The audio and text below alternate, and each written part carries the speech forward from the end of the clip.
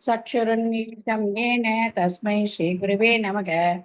श्रीचैतन्यमनोभीष्टं स्वापितं येन भूतले स्वयं रूपगदा मह्यं ददाति स्वपदान्तिकं। वन्देकं श्रीगुरु श्रीयुतपदकमलं श्रीगुरुं वैष्णवांस श्रीरूपं साग्रजातं सगगनरघुनाथान्वितं तं सजीवम् साद्वैतं सावधूतं परिजनसहितं कृष्णचैतन्यदेवं श्रीराधाकृष्णपादान् सगगना ललिता श्रीविशाखान्वितांश ये कृष्णकरुणा सिन्धो दीनबन्धो जगत्पदे गोपेश गोपिका कान्ता राधा कान्ता नमोऽस्तुते तप्तकाञ्चन गौराङ्गी राधे वृन्दावनेश्वरी वृषभानुसुते देवी प्रणमामि हरिप्रिये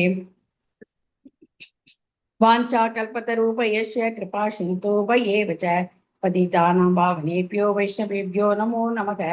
जय श्री कृष्ण चैतन्य प्रभो नित्यानंद श्री अद्वैत गदाधर श्रीवासादि गौरभक्तवृंद हरे कृष्ण कृष्ण कृष्ण हरे हरे हरे राम राम राम हरे हरे मूकं करोति वाचालं भङ्गुं लङ्घे दये गिरिं यत्कृपातमकं वन्दे श्रीगुरुं दीनदारिणम् परमानंद माधवम श्री चैतन्य ईश्वरम हरि ओम तत्सत। ओम नमो भगवते वासुदेवाय। ओम नमो भगवते वासुदेवाय। ओम नमो भगवते वासुदेवाय। नारायणं नमस्कृत्य नरं चैव नरोत्तमं देवीं सरस्वतीं व्यासं ततो जयमुदीरयेत्। नष्टप्रायेषु अभद्रेषु नित्यं भागवत सेवयां भगवती उत्तमश्लोके भक्तिर्भवति नैष्टिकी निगमकल्पतरो कलितं फलं सुखमुखातमृतद्रवसंयुतं व्यपत भागवतं रसमालयं मुकुरगोरसिका भूमिपावकाः षण्मदां सकदखा कृष्णा पुण्यस्मरणकीर्तनः हृदयन्तस्थो हि अभद्राणि विदर्नोति सुकृत सदाम्। हरे कृष्णा प्रभु जी नன்றி. हरे कृष्णा हरे कृष्णा। जय जगन्नाथ जय जगन्नाथ जय जगन्नाथ जय जगन्नाथ। जय बलदेव जय सुभद्रा जय बलदेव जय सुभद्रा। जगन्नाथ स्वामी नयन पथगामिन् नयन पथगामी भवातु मे। वृंदावन चंद्र अमर प्रभु जगन्नाथ जय जगन्नाथ जय जगन्नाथ। नीलाचल चंद्र अमर प्रभु जगन्नाथ जय जगन्नाथ जय जगन्नाथ। उज्ज्वल हरि अमर प्रभु जगन्नाथ उज्ज्वल हरि अमर नयन पते। जगन्नाथ स्वामी नयन पथगामिन् नयन पथगामी भवा तुम्हें। जय कृष्ण बलराम जय कृष्ण बलराम जय कृष्ण बलराम जय कृष्ण बलराम। जगन्नाथ जय बलदेवा सुभद्रमा जय सुदर्शना। हरे कृष्णा। जय जगन्नाथ। பக்தர்கள் அனைவரையும் அன்புடன் வரவேற்கிறோம். இந்த ரத யாத்திரை சிறப்பு நிகழ்ச்சியில இன்னைக்கு நம்ம குண்டிச்சா ரத யாத்திரை இன்னும் ஒரு வாரத்துல நடக்க ஆரம்பிக்க போறது. நம்ம இதுக்கு முன்னாடி பல்வேறு விஷயங்களை தெரிந்து கொண்டோம். எதற்காக உருவம் தரப்பட்டது, பகவான் எதற்காக இந்த ஒரு ரூபத்தில் அவதாரம் எடுத்தார், தோன்றினார். இந்திரதிம்ன மகாராஜாவினுடைய ஒரு பாசத்திற்கு கட்டுப்பட்டு பக்திக்கு கட்டுப்பட்டு பகவான் நீலமாதவராக இருந்தவர் ஜெகநாதராக வரார் அப்படிங்கிற பல்வேறு விஷயங்கள் நம்ம தெரிஞ்சுக்கிட்டோம்.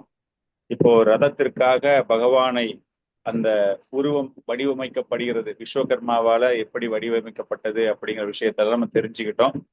ரத யாத்திரை நடக்கிறதுக்கு முன்னாடி ஜெகநாதபுரியில என்ன நடக்கும் அப்படின்னா, அந்த குண்டிச்சா மர்ஜனம், குண்டிச்சா அப்படிங்கிற அந்த ஆலயம், அந்த ஆலயத்தை பத்தி நம்ம தெரிஞ்சுக்கிட்டு அதுல நடக்கிற ஒரு சில சிறப்பான லீலைகள், பகவானுக்கும் ஸ்ரீ லக்ஷ்மி தாயாருக்கும் நடந்த லீலைகள், அதற்கப்புறமா சைத்தன்ய மகாபிரபு எப்படி அந்த குண்டிச்சா மர்ஜனத்துல பக்தர்களை அனைவரையுமே it is called mass prayers, class prayers, mass prayers அப்படி சொல்றோம் இல்லையா, அந்த மாதிரி மக்கள் அனைவரையுமே அந்த பக்தியில் நகர சங்கீர்த்தனம் நம்ம சொல்றோம் இல்லையா, அந்த நகர சங்கீர்த்தனம் எல்லாம் பார்த்தீங்க அப்படின்னா இந்த இடத்துல இருந்துதான் ஆரம்பிக்குது. மகாபிரபு அவர்கள் எந்த அளவிற்கு பக்தர்கள் அனைவரையும் இந்த ஒரு அருமையான ஒரு சந்தர்ப்பத்தில் இந்த ரத யாத்திரைக்கு முன்னால இந்த குண்டிச்சா ஆலயத்தை தூய்மைப்படுத்தக்கூடிய ஒரு பணியில் அவங்க எல்லாரையுமே ஈடுபடுத்தி எப்படி இந்த நகர சங்கீர்த்தனத்தை அவர் அறிமுகப்படுத்தினார் நம்ம இயக்கத்துக்கு அப்படிங்கிற ஒரு விஷயமும் அற்புதமான ஒரு விஷயம்.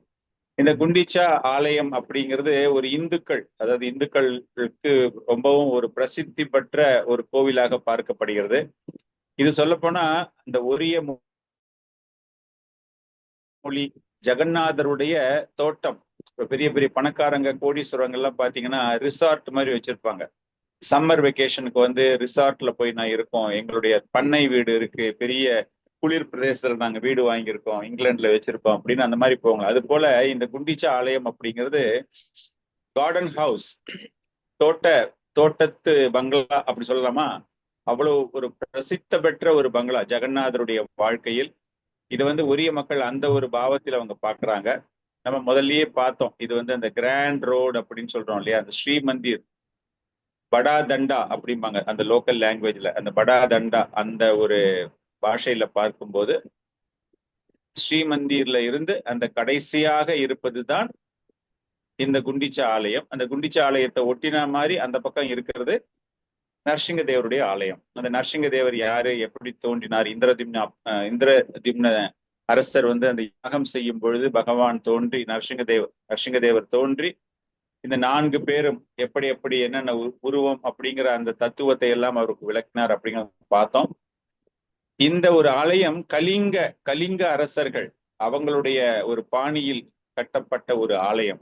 எப்படி வந்து இன்னைக்கு தஞ்சாவூர்ல வந்து பார்த்தோம் அப்படின்னா அந்த சோழர்களுடைய சிற்பக்கலை, பல்லவர்களுடைய சிற்பக்கலை, மாமல்லபுரம் எல்லாம் போனோம்னா அது போல பார்க்கும் பொழுது இது கலிங்க தேசத்து ஒரு உருவம்.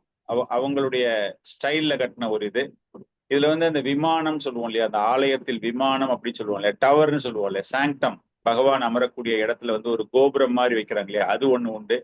அப்புறமா ஜெகமோகன் நடன மந்திர், அந்த கோயில் உள்ள போய் பாத்தீங்கன்னா உனக்கு எல்லாமே தெரியும், நடன மந்திர் அப்படின்னு சொல்லிட்டு. அப்புறமா போக மண்டபம்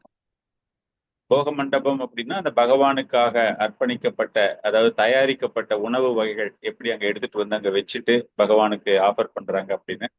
அதே போல ஒரு மிகப்பெரிய ஒரு சமையல் அறையும் ஒண்ணு உண்டு அந்த இடத்துல. சோ பெரிய தோட்டம் எல்லாமே சேர்ந்து பகவானுக்கு வந்து சம்மர் ரிட்ரீட், பருவ காலங்கள் அந்த மாதிரி பார்க்கும்போது கோடை காலம், அந்த கோடை காலத்தில் பகவான் உல்லாசமாக இருப்பதற்காக அவர் இந்த இடத்துல வருகிறார். இது குறிப்பாக இந்த ஒரு ஆலயத்தில் நாம் தெரிந்து கொள்ள வேண்டிய ஒரு விஷயம் என்ன அப்படின்னா விப்ரலம்பா. நம்ம விப்ரலம்பா தத்துவத்தை பத்தி நம்ம பேசணும். எப்படி வந்து குருக்ஷேத்ரா அந்த கிரகணத்தப்போ மக்கள் அனைவருமே பகவான் அங்கு வராரு அப்படின்னு சொல்லிட்டு அவரை பார்க்க வர வேண்டும், அவரை அழைத்து செல்ல வேண்டும் அப்படின்னு அந்த ஒரு ஐதீகம், அந்த ஒரு ஆரம்பம் இந்த ஜெகநாத ரத யாத்திரை அப்படின்னு சொல்லுது அப்படின்னு சொல்லிட்டு. அது போல பார்க்கும்பொழுது இந்த ஆலயம் ஒரு பிரிவினுடைய வாட்டம், அந்த பிரிவினுடைய வாட்டத்தை போக்குவதற்காக. காரணம் என்ன அப்படின்னா குண்டிச்சா அப்படிங்கிறது யாரு அப்படின்னா, குண்டிச்சா வந்து இந்திரதிம்ன ராஜாவினுடைய மனைவி. அவ்வளவு ஒரு அன்பு, அவ்வளவு ஒரு பக்தியாக இருவருமே பகவானை பிரதிஷ்டை செய்ய வேண்டும் அப்படின்னு அந்த ஜெகநாதருடைய விக்கிரகத்தை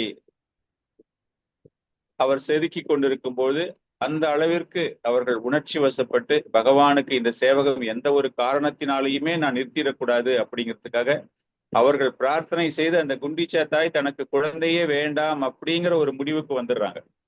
காரணம் என்ன அப்படின்னா நம்ம 2 பேருக்கும் இருக்கிற ஒரு பக்தி, அதாவது அரசனுக்கும் அரசிக்கும் இருக்கக்கூடிய பக்தி தங்களுடைய வாரிசுகளுக்கு இல்லாம போயிடுச்சுன்னா இந்த ஜெகநாதருடைய சேவையை செய்ய முடியாம போயிடுமே அப்படின்னு சொல்லிட்டு, பொதுவாக ஒரு சத்திரியன் ஒரு அரசன் அப்படிங்கும்போது அந்த அரசு பரிபாலனை செய்யணும், அவங்களுடைய அந்த குடும்ப மன்னராட்சி தொடர்ந்து வரணும் அப்படிங்கிறதுக்காக அந்த குழந்தை பாக்கியம் நிச்சயமாக தேவைப்படும், அவர்களுக்கு வாரிசு தேவை. ஆனா இவங்க 2 பேருமே அதை மறுக்கிறார்கள். எங்களுக்கு வந்து குழந்தை பாக்கியமே வேண்டாம், குழந்தையே வேண்டாம் அப்படிங்கிற அளவிற்கு நாங்க குழந்தை இல்ல, புத்திராயத்தே அப்படின்னா புத்திரன் இருப்பதன் மூலமாகத்தான் அந்த புத்திராயத்தே, அந்த நரகத்திலிருந்து பெற்றோர்களை மீட்டெடுப்பான் அப்படிங்கிறது சாஸ்திரம். நாங்க நரகத்துக்கு போனாலும் தயாராக இருக்கிறோம், ஆனால் எங்களுக்கு வந்து ஜெகநாதருடைய சேவையை எங்களுக்கு வரக்கூடியவர்கள் ஒருவேளை தவறாக செய்துவிட்டால் அதை நாங்கள் மிகப்பெரிய அபராதமாக நாங்கள் பார்க்கிறோம், எங்களுக்கு குழந்தைங்களே வேண்டாம் அப்படின்னு சொல்லிடுறாங்க. இன்னைக்கு பாத்தீங்க அப்படின்னா அவருடைய அந்த மறைவு தின நாள் திதி இன்றும் ஜெகநாதபுரியில் மிகவும் சிறப்பாக அந்த வருடாந்திர சாரதா பகவான் ஜெகநாதரே இந்திரதிம்னனுக்கு செய்யக்கூடிய ஒரு நிகழ்ச்சி இன்னைக்கும் நடந்துகிட்டு இருக்கு. காரணம் என்ன அப்படின்னா, பகவான் அந்த அளவிற்கு ரொம்ப அந்த பக்தர்களுடைய அந்த ஒரு கருணை, அந்த ஒரு பணிவு, அவர்களுடைய அன்பிற்கு மயங்கி முழுமையாக அவர்களுக்காக இந்திரனுக்காக பகவான் இன்னைக்கும் செஞ்சுக்கிட்டு இருக்கிற மாதிரி அந்த ஒரு நிகழ்ச்சி அந்த ஊர்ல நடந்துகிட்டு இருக்கு. அப்படின்னா பகவான் எந்த அளவிற்கு அவர்கள் மீது அன்பை வைத்துக் கொண்டிருக்கிறார் அப்படின்னு. அந்த அன்பு ஒரு அத்தை, ஒரு உறவு, அந்த உறவை அவர் அங்க ஏற்றுக்கொண்டிருக்கார். அந்த லோக்கல் பாஷையில பாத்தீங்க அப்படின்னா பகவான் அத்தை வீட்டுக்கு வராரு. இந்த ஒரு நிகழ்ச்சியை அவங்க என்ன சொல்லுவாங்க அப்படின்னா குண்டிச்சா ஆலயம். அவங்கள பொறுத்த வரைக்கும் இந்த இடம்தான் ஜெகநாதர் தோன்றிய இடம். யக்னய வேதி, யக்னய வேதி அப்படிங்கும்போது பிறந்த இடம், என்னுடைய பர்த் பிளேஸ் நம்ம சொல்றோம் இல்லையா. இந்த அனந்த மகாராணா விஸ்வகர்மா அப்படிங்கிறவரு வடிவமைத்த இடம். அவர் எங்க வடிவமைத்தார் அப்படின்னா இந்த ஆலயம். அது பேலஸ். ஆக்சுவலா அந்த பேலஸ்ல இந்த போர்ஷன்ல தான் அவர் வடிவமைத்திருக்கிறார். அதனால இது பிறந்த பகவானினுடைய ஒரு பிறந்த இல்லமாக பார்க்கப்பட்டு அவ்வளவு சிறப்பாக தன்னுடைய அத்தை வீட்டுக்கு பகவான் அந்த கோடை காலத்தில் வருகிறார், ஓய்வெடுத்துக் கொள்கிறார். அவருடைய சகோதர சகோதரியோடு பகவான் அங்க வருகிறார். அப்படிங்கிற ஒரு மிகப்பெரிய ஒரு ஒரு பெருமை அந்த குண்டிச்சா ஆலயத்திற்கு உண்டு. அந்த நேரத்துல அந்த அத்தை என்ன பண்ணுவாங்களாம், ரொம்பவும் சிறப்பான ஒரு உணவு, அதாவது அந்த நிகழ்ச்சிகள் நடக்கும் பொழுது அந்த ஒரு அத்தை ஒரு அன்பு பரிமாற்றத்தை காண்பிக்கிறதுக்கு அரிசியால செய்யப்பட்ட ஒரு மிகச்சிறந்த ஒரு உணவு. அது இன்னைக்கும் இந்த இப்ப நடந்துகிட்டு இருக்கு. இப்போ ஆக்சுவலா பகவான் குண்டிச்சால இருக்காரு. இப்போ இன்னைக்கு நீங்க ஜெகநாத்புரிக்கு போனீங்கன்னா குண்டிச்சால பகவான் பார்க்கலாம். இந்த ஒரு காலகட்டத்தில் இந்த 9 தினங்கள் அந்த ஸ்நான யாத்திரையில துவங்கி மீண்டும் அவர் ஸ்ரீமந்திருக்கு வரக்கூடிய நேரம் 9 நாட்கள். அந்த 9 நாட்கள், அந்த 2 நாள் பயணம். ஒரு நாள் போயிட்டு ஃபர்ஸ்ட் டே அந்த ஸ்நான யாத்திரை ஆரம்பிச்சுட்டு அந்த ரத யாத்திரை ஆரம்பிக்கல, சாரி ஸ்நான யாத்திரை இன்னும் அவர் பகவான் ஸ்ரீமந்திரில தான் இருக்காரு. அந்த ரத யாத்திரை ஆரம்பிச்சு போற ஒரு நாள், அன்னைக்கு போற ஒரு நாள் பகவான் வெளியே தான் இருப்பாரு. 3 பேருமே 3 டைட்டிஸுமே குண்டிச்சா கோயில் வாசல்ல போய் சேர்ந்தாலும் சேராவிட்டாலும் எல்லாருமே வெளியே தான் காத்து கொண்டிருப்பார்கள். அன்னைக்கு நேரா உள்ள எடுத்துட்டு போக மாட்டாங்க கோயிலுக்குள்ள விக்கிரகத்தெல்லாம். 2வது நாள் தான் அந்த விக்கிரகங்கள் எல்லாமே கோயிலுக்கு போகும். ஒரு சில நேரங்களில் என்ன ஆகும் அப்படின்னா 3 ரதங்களுமே ஒரே நேரத்தில் செல்லாது. அப்படிங்கிறதால ஒரு சில ரதங்கள் பாதி வழியிலேயே நின்றுடும். அந்த ஆஃப்டர் சன்செட்டுக்கு மேல அந்த ரதத்தை நகர்த்த மாட்டாங்க. அப்படி நிற்கும் பொழுது எந்த இடத்துல எந்த ரதத்துல எந்த மூர்த்தி இருக்காரோ அப்படியே அது நின்றுட்டு அங்க அன்னைக்கு இரவு முழுக்க அவர்களுக்கு அற்புதமான நிகழ்ச்சிகள் எல்லாமே நடைபெறும். அது ஒரு மிகப்பெரிய திருவிழா. ஒரிசா மக்களுக்கு ஜெகநாத்புரியில அந்த மகா கிராண்ட் ரோட்ல அவ்வளவு சிறப்பாக நடக்கும். சோ அந்த டைம்ல அந்த அரிசியால செய்யப்பட்ட ரைஸ் கேக், நம்ம இட்லின்னு சொல்றோம் இல்லையா, அந்த மாதிரி அவங்க போட பீத்தா அப்படிங்கிற மாதிரி ஒரு உணவு வகையை சிறப்பாக சமைத்து அது ஜெகநாதருடைய ஆலயத்தில் செய்யக்கூடிய அளவிற்கு சரிசமமான மரியாதை தரக்கூடிய ஒரு மகா பிரசாதம். இன்னொரு சிறப்பு அம்சம் என்ன அப்படின்னா, இந்த காலகட்டத்துல குண்டிச்சாக்கு பகவான் வந்த பிறகு அந்த காலகட்டத்தில் அங்கதான் பகவானுக்கு பிரசாதம் செய்யப்படும். அந்த கிச்சன் ஹவுஸ் நம்ம சொன்னோம், அந்த ஆலயத்துல உள்ள அந்த சமையல் அறையில் தான் எல்லாமே செய்வாங்க பகவானுக்கு. அந்த நேரத்துல main Jagannathar temple kitchen is closed. காரணம் என்னன்னா பகவான் இங்க வந்துட்டார், அதனால அங்க சமைக்க வேண்டிய அவசியமே கிடையாது. சோ அந்த நேரத்துல அங்க சமையல் பண்ணி, அதாவது பிரசாதம் செய்து பகவானுக்கு அர்ப்பணித்து அதை மக்கள் அனைவருக்கும் விநியோகிப்பார்கள். அதுல இந்த சந்தியா தர்சனம், சந்தியா ஆரத்தி நம்ம சொல்றோம் இல்லையா, அந்த மாதிரி அந்த சந்திய தர்சனம் அப்படிங்கிறது அவ்வளவு சிறப்பு வாய்ந்தது. அன்னைக்கு ஈவினிங் அவர் ஃபுல்லா இருப்பாரு அங்க. மார்னிங் தர்ஷனம் கூட அவங்களுக்கு அவ்வளவு பெரிய பெருமை கிடையாது. அந்த ஈவினிங்ல அவங்க பண்ணக்கூடிய தரிசனம் அவ்வளவு சிறப்பான ஒரு தரிசனம். அதுல மக்கள் சேர்ந்து பார்த்து அவங்களுடைய பாவம் எல்லாம் போய் அவர்கள் மிகவும் உன்னதமான நிலையை அடைந்து மறுபிறப்பு அற்ற ஒரு நிலைக்கு செல்கிறார்கள் அப்படிங்கிற ஒரு மாபெரும் ஒரு நம்பிக்கை. ஜெகநாதபுரியில இருந்தாலே மறுபிறவி கிடையாது.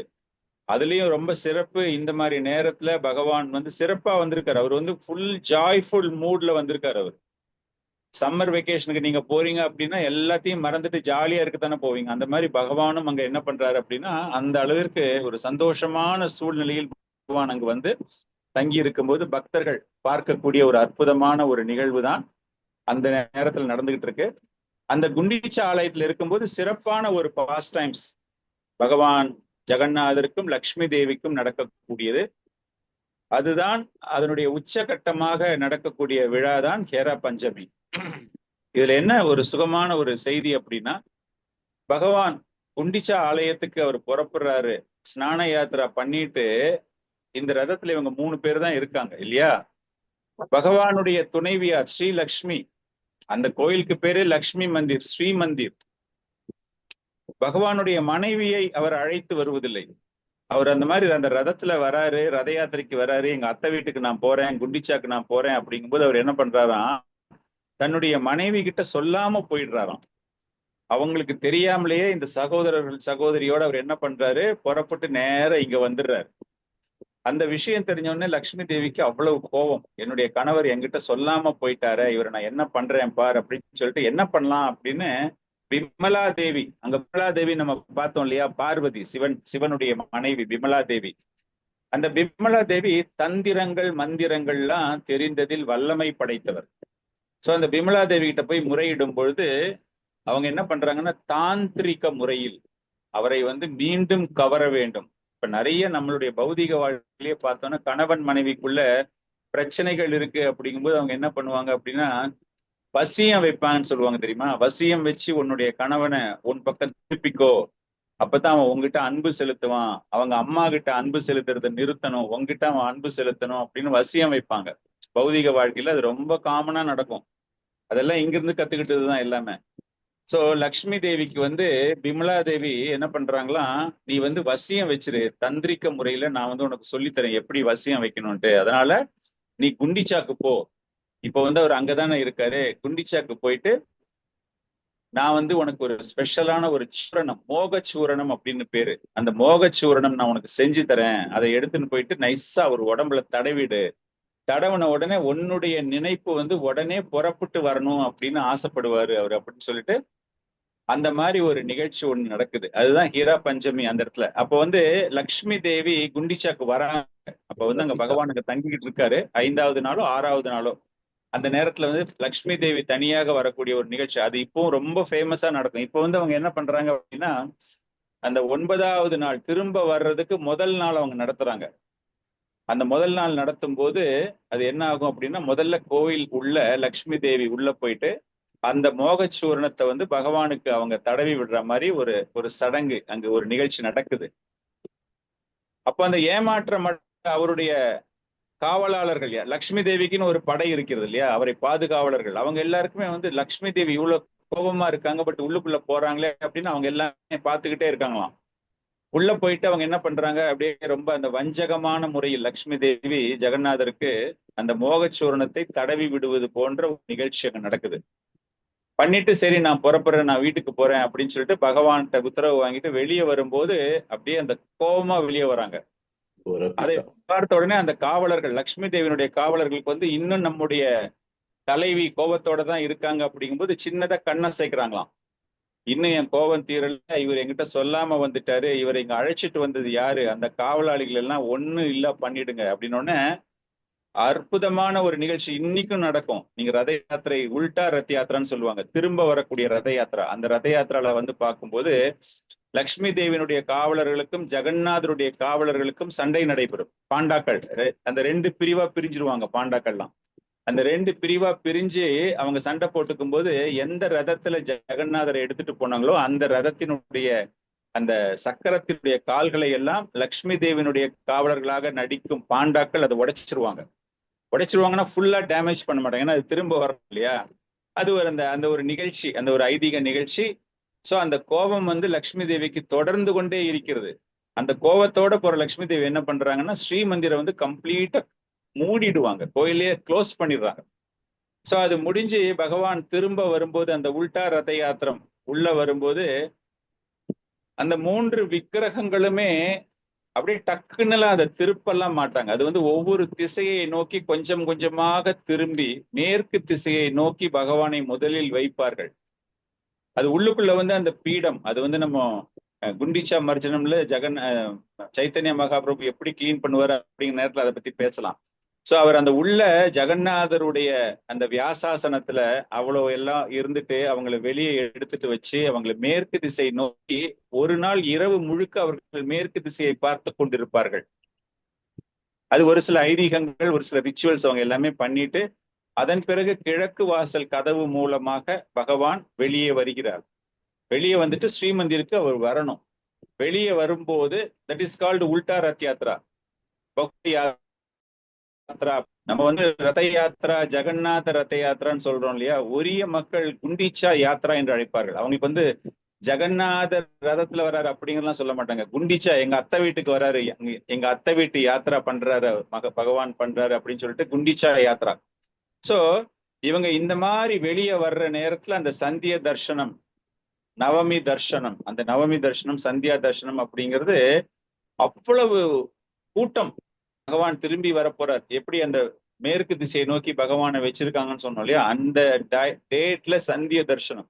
காரணம் என்ன அப்படின்னா, மெயின் ஆல்டர்ல இருந்து பகவானுக்கு கீழே இறக்கி வச்சு is facing the western direction பண்ணிட்டு அவர் வெளியே வர்றாரு. இந்த தருணங்கள் எல்லாமே அந்த குண்டிச்சா ஆலயத்துல வந்து எக்கச்சக்கமான கூட்டம், அவ்வளவு ஈஸியா உள்ள போக முடியாது யாராலுமே. பகவான் தரிசனம் பண்ணிட்டு அவர் அந்த ரிட்டர்ன் ரத யாத்திரால திரும்பவும் ஸ்ரீமந்திருக்கு வரும்பொழுது அப்ப என்ன ஆயிடுது அப்படின்னா, பகவானை உள்ள அழைக்க முடியாம லக்ஷ்மி தேவி கதவை மூடுவதால் பகவான் வாசலிலேயே வெயிட் பண்ணிட்டு இருக்கிற மாதிரி ஒரு பெரிய விழா நடைபெறுகிறது.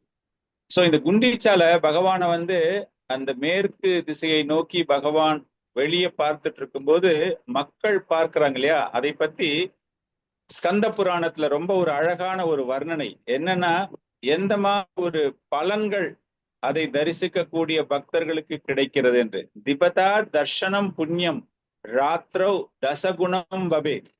10 நாட்களாக நீங்கள் தொடர்ந்து பகவானை பார்ப்பதற்காக சென்று உங்களுக்கு தரிசனம் கிடைத்து அதில் கிடைக்கக்கூடிய புண்ணியங்களை காட்டிலும் அந்த ஒரே ஒரு மாலை நேரம் நீங்கள் பகவானை தரிசித்தால் அந்த 10 நாட்கள் உங்களுக்கு கிடைத்த புண்ணியத்திற்கு சரியான ஒரு பலன் கிடைக்கின்றது. So such a merciful God. அவர் வந்து அந்த ஒரு நேரத்துல போய் பகவானை பார்க்கிறது ரொம்ப ரொம்ப சிறப்பு. ஸோ அப்படிப்பட்ட பகவான் வெளியே வந்து நின்றுட்டு இருக்கும்போது லக்ஷ்மி தேவி கதவை திறக்க மாட்டேங்கிறாங்க அப்படின்ட்டு அவர் என்ன பண்றாருன்னா, லக்ஷ்மி தேவியை மயக்க வேண்டும். இந்த ஹெரா பஞ்சமி அப்படின்னு சொல்றோம் இல்லையா? அந்த ஸ்ரீமந்திர் கதவுக்கு வெளியே வந்து அந்த கோபத்தோட லக்ஷ்மி தேவி கதவை மூடிட்டு இருக்கும்போது பகவான் அப்பதான் வந்து he wears golden ornaments. அவ்வளவு சிறப்பான ஸ்வர்ண வேஷா அப்படின்னு சொல்றாங்க. பகவானுக்கு வந்து ஜஸ்ட் இமேஜின் பண்ணி பாருங்க, ஜெகநாதருக்கு வந்து எல்லாமே தங்கத்துல போட்டு தங்க அப்படியே ஜொலிக்கிற மாதிரி. நம்ம உள்ளுக்குள்ள போய் மெயின் ஆல்டர்ல ஜெகநாதருக்கு இருக்கக்கூடிய தங்க நகையை காட்டிலும் வெளியே வந்து அந்த அளவிற்கு ஜொலிப்பாக, எப்படி வந்து பெண்கள் எல்லாம் தங்கத்தில் மயங்குவார்கள், தங்கத்தை பார்த்த உடனே எப்படி அவங்களுக்கு ஒரு ஆசை வருமோ, அதை லக்ஷ்மி தேவிக்கே போட்டு காட்டுறாரு பகவான். போட்டுட்டு இவ்வளவு நகையும் உனக்குத்தாம்மா, உனக்காகத்தான் நான் வாங்கிட்டு வந்திருக்கேன், உனக்காகத்தான் நான் எடுத்துட்டு வந்திருக்கேன், இதெல்லாம் நீ தான் போட்டு அழகு பார்க்கணும் அப்படிங்கிற மாதிரி அவருக்கு வந்து அந்த வேஷத்தை போட்டுட்டு பகவான் காத்துக்கிட்டு இருப்பார்.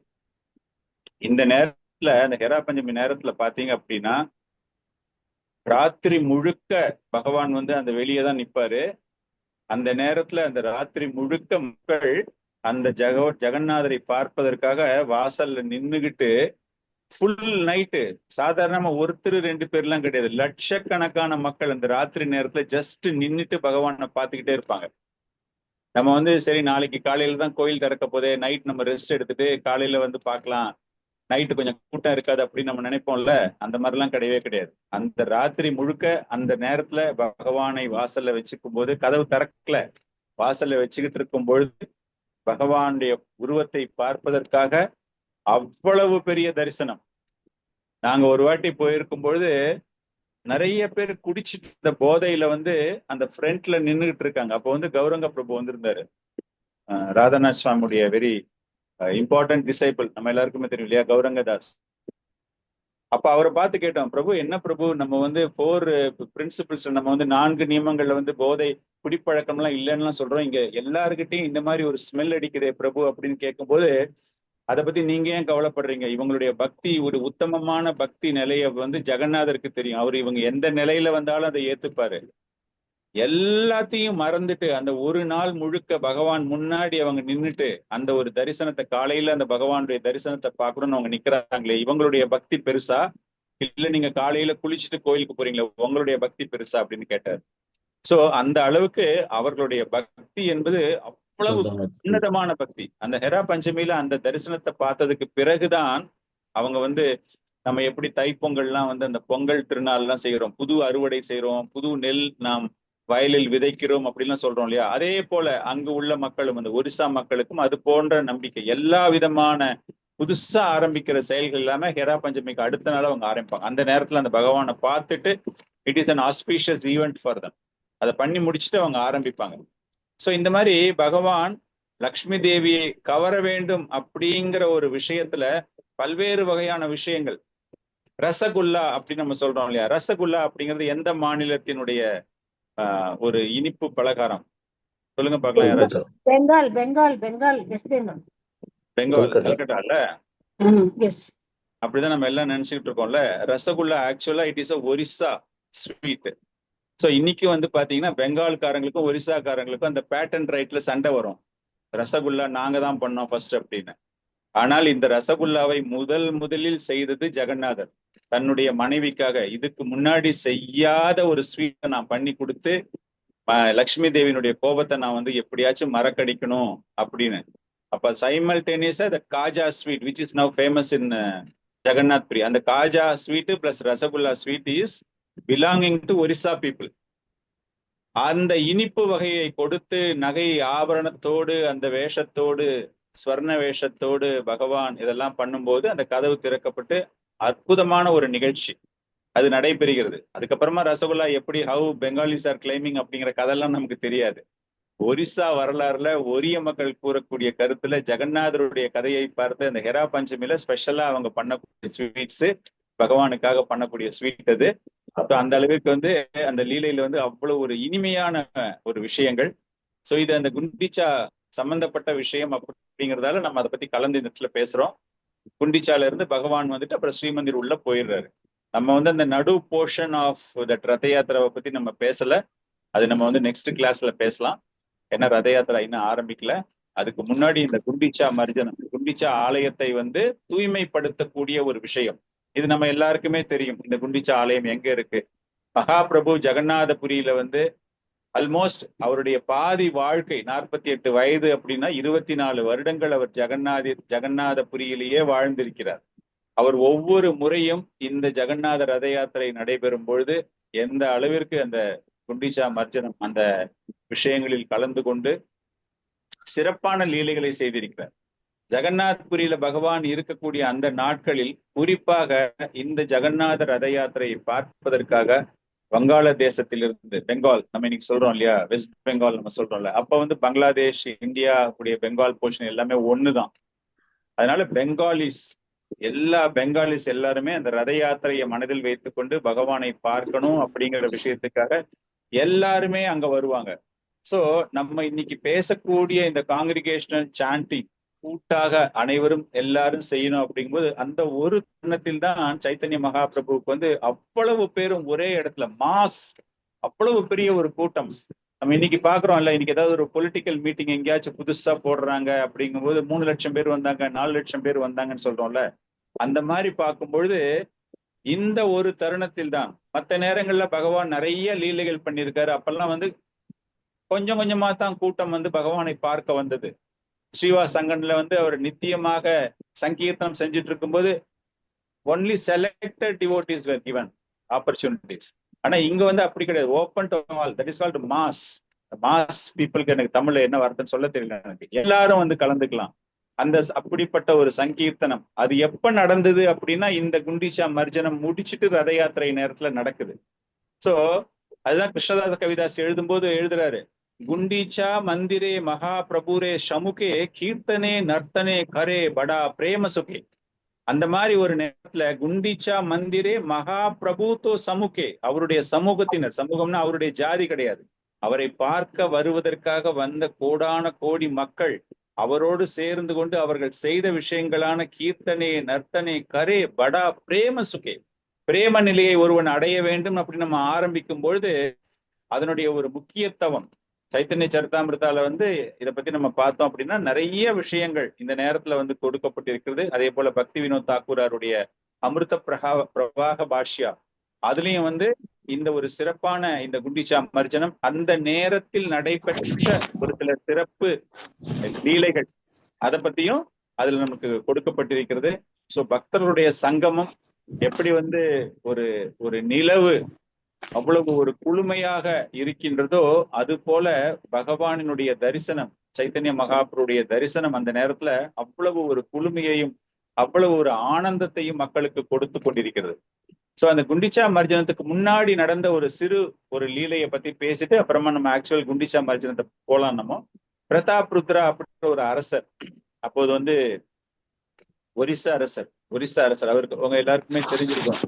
அந்த பிரதாப் ருத்ரா கிட்ட தான் ராமானந்த ராயா அப்படிங்கிறவர் கவர்னராக கோதாவரி மாநிலத்தில் தென்னிந்திய சுற்றுப்பயணம் செய்யும் பொழுது பகவான் சைத்தன்ய மகாபிரபு தென்னிந்திய சுற்றுப்பயணம் செய்யும் போது சர்வபௌம பட்டாச்சாரியா மூலமாக ஸ்பெஷலா சொல்றாரு, நீங்க போய் ராமானந்த ராயரை போய் பார்க்கணும்.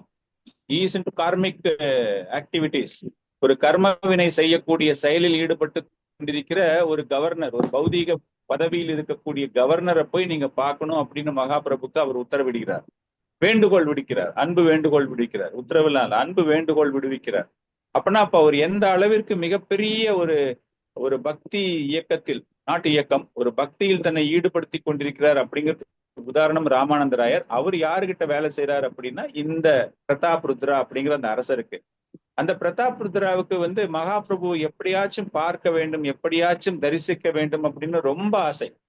எல்லாருமே ரொம்ப ட்ரை பண்றாங்க. யாரெல்லாம் ட்ரை பண்றாங்க? சர்வபௌம பட்டாச்சாரியா வந்து அவர் வந்து principal spiritual master to Ramananda Pratap Rudra, ஆன்மீக ஸ்தானத்தில் ஆச்சாரியர், அதாவது குல குருன்னு சொல்லுவாங்க இல்லையா, அந்த மாதிரி மிகப்பெரிய ஒரு பதவியில இருக்காரு. அவர் சொல்ற வார்த்தைக்கு எதிர் வார்த்தை யாருமே சொல்ல மாட்டாங்க, மகாராஜா உள்பட யாருமே சொல்ல மாட்டாங்க. அந்த மாதிரி ஒரு பொசிஷன்ல இருக்கும்பொழுது அவர் வந்து அவர் ரொம்ப கேட்டுக்கிறார், தயவு செஞ்சு எப்படியாச்சும் நான் வந்து சைத்தன்ய மகாபிரபு பார்க்கணும், அவருடைய தரிசனம் எனக்கு கிடைக்கணும். அதனால அவரை சுற்றி இருக்கக்கூடிய அவருடைய பக்தர்களிடம் நீங்கள் முதலில் உத்தரவை வாங்குங்கள். சைத்தன்ய மகாபிரபுவோட இருக்கிற பக்தர்கள்லாம் சாதாரணமான பக்தர்கள் கிடையாது. நித்யானந்த பிரபு இருக்காரு, அத்வைத ஆச்சாரியா இருக்காரு, ஸ்வரூப் தாமதர் இருக்காங்க, இந்த மாதிரி பெரிய பெரிய ஜாம்பவான்கள்லாம் இருக்காங்க. அப்படிப்பட்டவர்கள் ஏதாச்சும் குறை சொல்லிடக்கூடாது. என்ன சாஸ்திரங்களை அப்படியே அவங்க எல்லாமே நடைமுறைப்படுத்துபவர்கள், வழிநடத்துபவர்கள் எல்லாருமே. ஒரு சன்னியாசி வந்து ஆடம்பரமாக பௌதீகத்தில் மிக உயர்ந்த நிலையில் இருக்கக்கூடிய ஒரு ராஜாவை பார்க்க கூடாது அப்படிங்கிற ஒரு ஒரு சாஸ்திர பழக்கத்தை மிகவும் தீவிரமாக கடைபிடித்து கொண்டிருந்த காலம் அது. இன்னைக்கு நீங்க மாடர்ன் டேஸ்ல பாத்தீங்கன்னா அவங்க வந்து ஃபர்ஸ்ட் போய் பாக்குறதே யாரு அப்படின்னா ஒரு மிகப்பெரிய பணக்காரர்களை, செல்வந்தர்களை பாக்குறாங்க. கேட்டா அதற்கு பல்வேறு காரணங்கள் சொல்லுவாங்க. நம்ம அதை பத்தி எல்லாம் பேச வேண்டாம். இந்த இடத்துல மகாபிரபு மறுப்பு தெரிவிக்கிறார், நான் வந்து பார்க்கவே முடியாது, என்னை வந்து சமுதாயம் ரொம்ப கேவலமா நினைக்கும், ஒரு பெரிய பௌதீகவாதியோட போய் நீங்க சேர்ந்துக்கிறீங்க, அவரை நீங்க யூ ஆர் ரெஸ்பெக்டிங் ஹிம், அவருக்கு வந்து நீங்க உங்களுடைய ஃபேவரிட்டிசம் காட்டுறீங்க, உங்களுடைய கருணை அவருக்கு வழங்கப்படுகிறது. சோ அந்த மாதிரி வேற நோக்கத்தோட அவங்க சொல்லிடுவாங்களே, வேண்டாமே வேண்டாமே அப்படின்னு எவ்வளவோ முயற்சிகள் செய்யறாரு, ஒண்ணுமே பண்ண முடியல. அந்த மாதிரி நேரத்துல ராமானந்தராயர் வருகிறார். ராமானந்தராயர் வரும்பொழுது ராமானந்தராயர் தென்னிந்திய சுற்றுப்பயணம் எல்லாம் முடிச்சுட்டு பகவான் மீண்டும் ஜெகநாதபுரிக்கு வந்தாச்சு அப்படிங்கிற விஷயம்லாம் தெரிஞ்சு அப்பவே அவங்க ரெண்டு பேரும் முடிவு பண்ணிக்கிறாங்க, நீங்க தென்னிந்திய சுற்றுப்பயணத்தை முடித்து கொண்டு ஜெகநாதபுரியில் வந்து தங்கும் போது நான் என்னுடைய பணியை நான் ராஜினாமா செய்து விடுவேன், என்னுடைய பௌதீக பொறுப்புகளில் இருந்து நான் என்னை துறவரம் வாங்கி கொண்டு உங்களுடைய பக்தி தொண்டில் நான் முழுமையாக இருப்பேன் அப்படிங்கிற ஒரு உத்தரவாதம் வாங்கப்படுகிறது. சோ அதை வந்து ஃபார்மலா சொல்லணுமே, ராஜா கிட்ட வந்து ஃபார்மலா சொல்லணும் அப்படிங்கிறதுக்காக பிரதாப் ருத்ரா வந்து சொல்றாரு, இந்த மாதிரி நான் வந்து சொல்லியிருக்கேன் மகாபிரபு கிட்ட, நான் வேலையை விட்டுற போறேன், தயவு செஞ்சு நீங்க என்ன ரிலீவ் பண்ணுங்க, எனக்கு இந்த ரெஸ்பான்சிபிலிட்டியே வேண்டாமே அப்படின்னு ஒரு சின்ன கோபம் கூட படல. ரூப கோஸ்வாமி, சனாதன கோஸ்வாமில கிங் உசைன் ஷா அவருக்கு வந்து படுபயங்கர கோபம், என்ன ஏமாத்திட்டீங்க, அவ்வளவு பெரிய பொறுப்புல இருக்கிறவங்க நீங்க வேலையை விட்டுட்டு போயிட்டீங்க அப்படின்னு ஒருத்தரை தூக்கி ஜெயில போட்டுறாரு. ஆனா இங்க வந்து பிரதாப் ருத்ரா அதெல்லாம் அந்த மாதிரி எல்லாம் பண்ணவே இல்லை, ரொம்ப சந்தோஷம் அவருக்கு. ஆஹா அப்படியா, உனக்கு ஒரு அற்புதமான ஒரு பாக்கியம் கிடைச்சிருக்கே, நீ வந்து மகாபிரபுவோட போய் நீ சேவகம் பண்றதுக்கு நீ தாராளமா போ அப்படின்னு சொல்லிட்டு நைஸா கேக்குறாரு, எப்படியாச்சும் எனக்கு ஒரு சான்ஸ் வாங்கி தாங்க, நான் மகாபிரபுவை பார்க்கணும் பார்க்கணும் அப்படின்னு. அப்பவும் நடக்கல, அவரும் என்னென்னமோ முயற்சிகள் பண்ணி பாக்குறாரு, அப்பவும் நடக்கல. அப்ப நித்யானந்த பிரபு என்ன பண்றாருன்னா ஒரு சின்னதா ஒரு பிளான் ஒண்ணு பண்றாரு, நம்ம வந்து எப்படியாச்சும் இந்த ராஜாவினுடைய ஆசையை நம்ம கொஞ்சம் குறைக்கணும். ஏன்னா ரொம்ப தீவிரமான அந்த விப்ரலம்ப பாவான்னு சொல்றோம் இல்லையா, அந்த மாதிரி ரொம்ப தீவிரமான அந்த பிரிவில் ஒரு வருத்தம் மகாராஜா வந்து மற்ற பணிகளில் ஈடுபடுத்திக் கொள்ளவே மாட்டேங்கிறார். ராஜ்ய பரிபாலனை எல்லாமே இருக்கு, எல்லாத்தையுமே விட்டுறாரு அப்படின்னு ஒரு கவலையில அவர் என்ன சொல்றாருன்னா, சரி மகாபிரபு கிட்ட நம்ம சொல்லலாம், அவர் நிச்சயமா பார்க்க மாட்டேங்கிறாரு, அவர் சொல்லக்கூடிய கருத்துக்கள் எல்லாமே ஏற்றுக்கொள்ளக்கூடிய கருத்துக்களா இருக்கின்றன, அட்லீஸ்ட் அவர் யூஸ் பண்ண துணியாச்சும் நம்ம வாங்கிக்கலாம். அவர் வந்து அந்த காவி உடை அணிந்து கொள்கிறார் இல்லையா, சன்னியாசி உடை, அதுல ஒரு உடையை நாம் வாங்கி ராஜாவுக்கு நாம் கொடுக்கலாம்.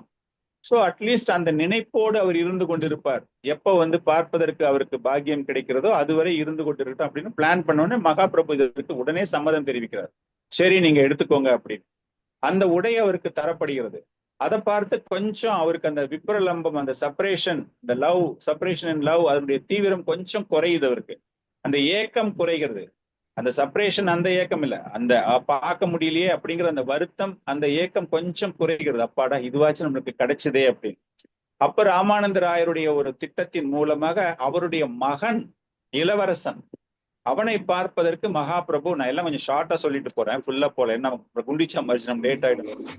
அந்த இளவரசனை பார்ப்பதற்கு மகாபிரபு சம்மதம் தெரிவிக்கும் பொழுது அந்த இளவரசன் கிட்டத்தட்ட கருப்பு நிறமாக, உயரமாக, ஒல்லியா ஒரு மாதிரி அப்படி இருக்கும் பொழுது அவன் மஞ்சள் நிற ஆடையை அணிந்து கொண்டு மகாபிரபுவை பார்ப்பதற்கு வரும் பொழுது, மகாபிரபுவை பத்தி தெரியும் இல்லையா, அவர் எதை பார்த்தாலும் அவருடைய மனதில் கிருஷ்ணா, ஸ்ரீமதி ராதாராணி, விருந்தாவனம், கோபிகள், அவங்களை தவிர அவர் மனசுல வேற ஒண்ணுமே வரவே வராது.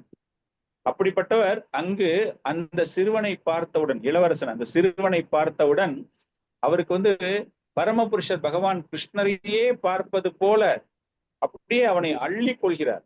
அள்ளி கொண்டு அவ்வளவு ஒரு சிறப்பான ஒரு தரிசனம் அவனுக்கு கிடைக்கிறது. உனக்கு வந்து முக்தி ஸ்பாட்லயே வந்து அவனுக்கு லிபரேஷன் அப்படிங்கிற மாதிரி அவனுக்கு ஒரு மிகப்பெரிய ஒரு கருணை வழங்கப்படுகிறது. சோ இந்த விஷயம் எல்லாமே, இந்த ஒரு அற்புதமான ஒரு பாஸ்ட் டைம் மகாபிரபு அந்த நேரத்துல சிறப்பாக நடந்து கொண்டிருக்கிறது. இருந்தாலும் மகாபிரபு அந்த அரசனுக்கு தரிசனம் இதுவரை தரவில்லை. சோ அப்ப என்ன பண்றாங்க அப்படிங்கும்போது இவங்க எல்லாம் சொல்றாங்க, மகாபிரபு பிஃபோர் ரத்த யாத்ரா அந்த பாதையில் நிறைய லீலைகள் பண்ணிக்கிட்டே இருப்பார். அவருடைய சகாக்களோடு நித்தியமாக பகவானுடைய கீர்த்தனங்களை செய்வது, நாட்டியம் ஆடுவது, இஸ் டான்சிங் அந்த ரோடு, அந்த சந்தோஷத்துல எப்பவுமே இருக்கும்போது அந்த ஜெகநாத வல்லப கார்டன், ஜெகநாத் வல்லப தோட்டம் போயிருந்தீங்கன்னா பார்க்கலாம், கரெக்டா நடுவுல இருக்கும், குண்டிச்சா ஆலயத்திற்கும் ஸ்ரீமந்திருக்கும் நடுவுல அந்த ஜெகநாத் வல்லப கார்டன் சொல்லிட்டு ரொம்ப பிரமாதமாக இருக்கு. இப்பவும் நல்லா ஓரளவுக்கு மெயின்டைன் பண்றாங்க அவங்க, பட் ஜெனரல் பப்ளிக் நிறைய யூஸ் பண்றதால அந்த அளவுக்கு அது பார்ப்பதற்கு ஆரோக்கியமாக இல்லை. அந்த அளவுக்கு புஷ்பங்கள், அங்க இருந்துதான் ஜெகநாதருக்கான நித்திய சேவகத்திற்கான அனைத்து விதமான பூக்கள், துளசி எல்லாமே அந்த ஒரு தோட்டத்தில் இருந்துதான் எடுத்து செல்லப்படும். இப்போ அதை வந்து பக்தி புருஷோத்தம் சுவாமி மகாராஜ் வந்து மெயின்டைன் பண்ணிட்டு அங்கிருந்து பகவானுக்கு அனுப்பிக்கிட்டு இருக்காரு. சோ அந்த காலகட்டங்கள்ல அவ்வளவு சிறப்பாக இருக்கக்கூடிய அந்த தோட்டத்தில் ஓரமாக ஓய்வெடுப்பது பழக்கம் மகாபிரபுவுக்கு. அப்படி இருக்கும்போது இவங்க எல்லாமே சொல்றாங்க, நீ வந்து ஒரு சாதாரணமாக ஒரு மீனியல் சர்வெண்டா, ஒரு சாதாரண ஒரு ஊழியனாக நீ வந்து மகாபிரபுவை தரிசனம் பண்றதுக்கு நீங்க ட்ரை பண்ணலாம் நீங்க அப்படின்னு சொல்லிட்டு இருக்கும்போது அவர் ஓய்வு எடுத்துக் கொண்டிருக்கிறார். அந்த தோட்டத்துல வந்து களைப்பாக ஓய்வு எடுத்துக் கொண்டிருக்கும் பொழுது அந்த நேரத்தில் பிரதாப் ருத்ரா மிகவும் பணிவான முறையில் தன்னுடைய பணிகளை செய்து கொண்டே அவர் கீத கோவிந்தத்தை முணுத்து கொண்டு அந்த நேரத்துல வேலை செய்யும் பொழுது மிகவும் அது செய்யறதுக்கு முன்னாடி பணிவாக தன்னுடைய கைகளை, அந்த இடத்துல மகாபிரபுவை சுத்தி எப்பவுமே அவருடைய சகாக்கள் இருப்பாங்க இல்லையா, ஊழியர்கள் இருப்பாங்க. அவருக்கு முதல்ல அவங்க எல்லாருக்குமே வந்து ஒரு மரியாதை கலந்த வணக்கத்தை தெரிவித்து விட்டு பிரதாப் ருத்ரா என்ன பண்றாருன்னா அந்த இடத்துல அப்படியே மெதுவா வராரு, உள்ளுக்குள்ள நுழைஞ்சிட்டு அந்த கீதம், அந்த பகவான் ஜெகநாதரை பற்றி புகழக்கூடிய அந்த கோபி கீதத்தை அப்படியே மெதுவா பாடிக்கிட்டு அந்த ராசலீலையில வரக்கூடிய ஒரு சில பதிகங்களை அவர் பாட ஆரம்பிக்கிறார். ஜெயதி தே திகம், ஜெயதி தே திகம், அந்த பாட்டு ஃபுல்லா அவர் பாட ஆரம்பிக்க போறார். அந்த கோபியர்கள் எப்படி பகவான் மீது தங்களுடைய கருணைகளை காண்பித்துக் கொண்டிருக்கிறார்கள், அவரையே நம்பி, பகவானையே நம்பி முணுமுணுத்துக் கொண்டிருக்கிறார்கள் அப்படிங்கிற மாதிரி அந்த அந்த பதத்திற்கான ஒரு பொருள் அது. அதை பாடிக்கொண்டே இருக்கும்போது அவர் தூங்கிட்டாரு அப்படின்னு எல்லாரும் நினைச்சிட்டு இருக்காங்க. மகாபிரபு அப்படியே மெதுவா கண்களை இன்னும் திறக்கல, கண்ணை திறக்காமையே அப்படியே கேட்டுக்கிட்டே இருக்காரு. பாடும்போது அவருக்கு சின்ன சந்தேகம், அரசனுக்கு இதை பகவான் ஏற்றுக்கொள்கிறாரா இல்லையா தெரியலையே அப்படின்னு சொல்லிட்டு அப்படியே ரொம்ப ஸ்லோவா ஃபுல் வாய்ஸ்ல ஃபுல் டோன்ல பாடாம பாடும்போது மகாபிரபு சொல்றாரு, மேல பாடிக்கிட்டே போ, மேல பாடிக்கிட்டே போ, மேல பாடிக்கிட்டே போ அப்படிங்கும்போது அப்படியே ஒவ்வொரு பதங்களாக பாடிக்கொண்டே இருக்கும்போது தவ கதாமிருதம் அப்படிங்கிற அந்த ஒரு பர்டிகுலர் பாட்டு, தவ கதாமிருதம் தப்த ஜீவனம் கவி பிரீதிதம் கல்மஷாபகம் ஷவன மங்களம் ஸ்ரீமதாததம் விக்ரணந்தி தே பூரிதா ஜனா. அந்த அந்த ஒரு பர்டிகுலர் லைன், அந்த ஒரு பர்டிகுலர் பதிகத்தை அவர் பாடும்பொழுது, இது கோபிகர்கள் பகவான் கிருஷ்ணரை வர்ணிக்கக்கூடிய வார்த்தைகள். என்ன வர்ணிக்கிறாங்க அப்படின்னா, கோபிகள் கிருஷ்ணரை பார்த்து உன்னுடைய வார்த்தைகள், உன்னுடைய செயலை பற்றிய ஒரு ஒரு வரைமுறைகள், டிஸ்கிரிப்ஷன், உங்களுடைய ஆக்டிவிட்டிஸை நாங்க வர்ணிக்கும் பொழுது அது எங்களுடைய வாழ்க்கையாக, எங்களுடைய ஆத்மாவாக, இந்த பௌதிக உலகில் நாங்கள் படக்கூடிய கஷ்டங்களை எல்லாம் மறந்து எங்களுடைய ஆத்மாவிற்கு ஒரு சுகத்தை தந்து கொண்டிருக்கிறது. இது போன்ற ஒரு நடவடிக்கைகள், இது போன்ற ஒரு லீலைகளை பற்றி தெரியும் பொழுது கற்றறிந்த சாதுக்கள் கூட அவர்கள் செய்த பாவ வினைகள், அவர்கள் தவிர மற்றவர்கள் யாரும் எந்த பாவம் செய்திருந்தாலும் அந்த பாவ வினையிலிருந்து அவர்களுக்கு ஒரு நல்ல கதியை அடைவதற்காக இதை கேட்பவர்களுக்கு அந்த நிலை ஏற்படுகிறது அப்படிங்கிற ஒரு பொருள்ல வரக்கூடிய இந்த பதிகம் அது.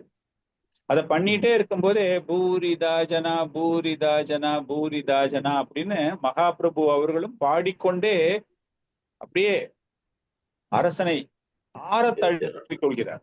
ஆற தழுவிக்கொண்டு கண்களிலிருந்து 2 பேருக்குமே அந்த அளவிற்கு கண்ணீர் பெருகி ஓடுகிறது. ஆஹா, இதற்காகத்தானே நான் காத்து கொண்டிருந்தேன், பகவானுடைய தரிசனம் கிடைக்கணும் அப்படின்னா. பகவானே சாக்ஷாத் பகவான் சைத்தன்ய மகாபிரபு அவர்களே என்னை ஆற, எனக்கு இந்த அளவுக்கு ஒரு பெரிய பிளெஸிங்ஸ் கிடைச்சிருக்கே அப்படின்னு சொல்லிட்டு அதுல இருந்து மகாபிரபுவுக்கு அந்த அரசன் மீது, பிரதாப்ருத்ராவின் மீது அந்த அளவிற்கு ஒரு மரியாதை. நான் இவனை ஒரு அரசனாக நினைச்சுக்கிட்டு இருக்கேன். இதுக்கு முன்னாடியே ஒவ்வொரு ரத யாத்திரை அப்பவுமே மகாபிரபு தூரத்துல இருந்து இந்த அரசரை பார்ப்பார். இந்த அரசரை பார்க்கும் போது எப்படின்னா, அந்த ரதம் புறப்படுறதுக்கு முன்னாடி அந்த சாலையை சுத்தப்படுத்த வேண்டும். அது ஒரு பெரிய விழா, அவங்க எல்லாருக்குமே தெரிஞ்சிருக்கும் இல்லையா. அந்த அரச வம்சத்தினர் இன்னைக்கும் அந்த சாலையை தூய்மைப்படுத்திய பிறகுதான் ரதம் அங்கிருந்து நகரும். அதே போல குண்டிச்சா ஆலயத்துல இருந்து ரிட்டர்ன் ரத யாத்திரை போகும்போதும் அந்த அரசர் அங்க வந்துட்டு, அந்த அரசரின் பிரதிநிதிகள், அந்த அரச வம்சத்தை சார்ந்தவர்கள், அவங்க நாட் பிரதிநிதிகள், அந்த அரச வம்சம், அந்த டைட்டில் ஹெட்ஸ் இன்னைக்கும் இருக்காங்க. ஆனா இன்னைக்கு அவங்க எல்லாமே பௌதீக தொழில இருக்கிறதால அந்த ராஜ வம்சத்தினுடைய பிரதிநிதி அவர்கள்லாம். அந்த மூத்த மகனோ இளைய மகனோ யாரோ ஒருத்தர், சொல்ல போனா அவங்க ஆக்சுவலா ராஜா, இளவரசன் அந்த மாதிரி பட்டத்துல இருக்காங்க அந்த சமுதாயத்துல. அவங்க அந்த சாலையை சுத்தப்படுத்தி அந்த மர்ஜனம் அந்த செயலில் அவர்கள் ஈடுபடும் போது, அந்த சாலையை தூய்மைப்படுத்தக்கூடிய செயலில் ஈடுபடும் பொழுது அதை பார்த்துட்டே இருக்கிறதால அவருக்கு இவ்வளவு ரொம்ப எளிமையான ஒரு அரசனாக இருக்கானே, அகங்காரமற்ற ஒரு அரசனாக இருக்கானே அப்படிங்கிற ஒரு மைண்ட்ல அவருக்கு ஒரு தாட் ஓடிட்டு தான் இருக்கு. இருந்தாலும் நேரடியாக அவங்க 2 பேரும் பார்க்க கூடாது, செய்யக்கூடாது, தன்னுடைய கருணையை வழங்கக்கூடாது அப்படிங்கிறதுல மற்றவங்க தப்பா எடுத்துப்பாங்களோ, is very close to materialistic அப்படின்னு நினைச்சிருவாங்களோ அப்படிங்கிற ஒரு பயம் அவருக்கு. ஒரு தயக்கம், பயம் கிடையாது, தயக்கம். நடுவுல இடைப்பட்ட நிறைய வசனங்கள் எல்லாம் இருக்கு, அது எல்லாமே நம்ம குறைச்சிட்டோம். தத்துவமான வசனங்கள்லாம் நிறைய இருக்கு. எப்படி அவருடைய சகாக்கள் பகவானிடம் போய் விண்ணப்பிக்கிறார்கள், நீங்க கண்டிப்பா அவருக்கு தரிசனம் கொடுக்கணும் அப்படிங்கும்போது அருமையான ஒரு conversation, highly philosophical discussion is happening. அவருடைய சகாக்களுக்கும் மகாபிரபுக்கும் எல்லாத்தையும் அவர் மறுப்பு தெரிவிக்கிறார். ஆனா இந்த நேரத்துல அந்த கிருஷ்ணரை பற்றி பாடி கோபியர்கள் பாடக்கூடியதாக அமைந்ததை பார்த்த உடனே அவ்வளவு ஒரு சிறப்பு வாய்ந்த ஒரு நிகழ்வு. இந்த நிகழ்வு ஒரு குறிப்பிட்ட குண்டிச்சா மர்ஜனத்திற்கு முன்னாடி நடக்குது. அதன் மூலமாக இந்த இருவருக்கும் அந்த ஆன்மீக தொடர்பு, அந்த பகவான் சைத்தன்ய மகாபிரபுவுக்கும் பிரதாப்ருத்ராவிற்கும் அந்த தொடர்பு வலுப்படுகிறது பிஃபோர் ஒரு குண்டிச்சா மர்ஜனத்துக்கு முன்னாடி. So with that, now we are going into the Gundicha மர்ஜனம்.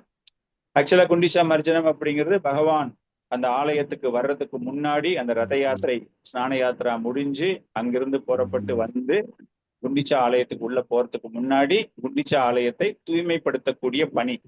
Mahaprabhu இருந்த காலம் வரைக்கும் அந்த 24 வருடங்களும் இந்த நிகழ்வு அங்கு நடைபெற்று கொண்டுதான் இருந்தது. நகர சங்கீர்த்தனம் வலுப்படுவதற்கு காரணம் குண்டிச்சா மர்ஜனம், மக்கள் அனைவரையும் ஒன்று சேர்த்து பகவானுடைய லீலைகளை பற்றி அந்த இடத்துல எல்லாமே செஞ்சு எல்லாருக்குமே கிருஷ்ண உணர்வை, படிச்சவங்க படிக்காதவங்க, வைஷ்ணவர்கள், சூத்திரர்கள், அந்த மாதிரி எந்த ஜாதி சமயமும் மற்ற அனைவருக்கும் ஒன்றாக வழங்கியது இப்படிப்பட்ட ஒரு இடம். இந்த நிகழ்ச்சி நம்ம இன்னைக்கு பேச போற இந்த நிகழ்ச்சி நடக்கிறதுக்கு முன்னாடி நம்ம பார்த்தாச்சு, அரசரோட ரொம்ப க்ளோஸ் லெவல்ல போயாச்சு மகாபிரபு. அவர் வந்து இண்டிபெண்டா ஹீ கேன் கிவ் ஆர்டர்ஸ், தனிப்பட்ட முறையில வந்து உத்தரவுகள் தரலாம். அந்த அளவிற்கு வந்து அவருக்கு வந்து மரியாதை, சர்வ பட்டாச்சாரியம் சரி, அரசரும் சரி, ராமானந்தராயரும் சரி, எல்லாமே வந்து அவரு என்ன சொன்னாலும் கேட்கறதுக்கு தயாரா இருக்கக்கூடிய நிலையில இருக்கும் பொழுது மகாபிரபு ஒரு நாள் என்ன பண்றாருன்னா, காசி மிஸ்ராங்கிறவர் யாரு அப்படின்னா, இஸ் பிரின்சிபல் செக்ரட்டரி மாதிரி வச்சுக்கோங்களேன். அந்த அரசமைப்புக்கு நம்ம ஸ்டேட்ல சீஃப் செக்ரட்டரின்னு சொல்றோம், அந்த மாதிரி இந்த காசி மிஸ்ரா அப்படிங்கிறவரும், அப்புறமா அந்த ஆலயத்தின் நிர்வாக இயக்குனர் அவரு, பிளஸ் சர்வபௌம பட்டாச்சாரியா யாருன்னா இந்த குல குரு அப்படின்னு நம்ம சொன்னோம். சோ இந்த 3 பேருமே அந்த பிரதாப் ருத்ரா அரசு அமைப்பில் மிகவும் உயர்ந்த பதவி இருப்பவர்கள். காசி மிஸ்ரா வந்து பெரிய பக்தன், பெரிய தொண்டர் Chaitanya Mahaprabhu, but he was holding some position. அப்படி இருக்கும்போது இந்த 3 பேரையும் அழைத்து மகாபிரபு ரொம்ப பணிவான முறையில் விண்ணப்பிக்கிறார்.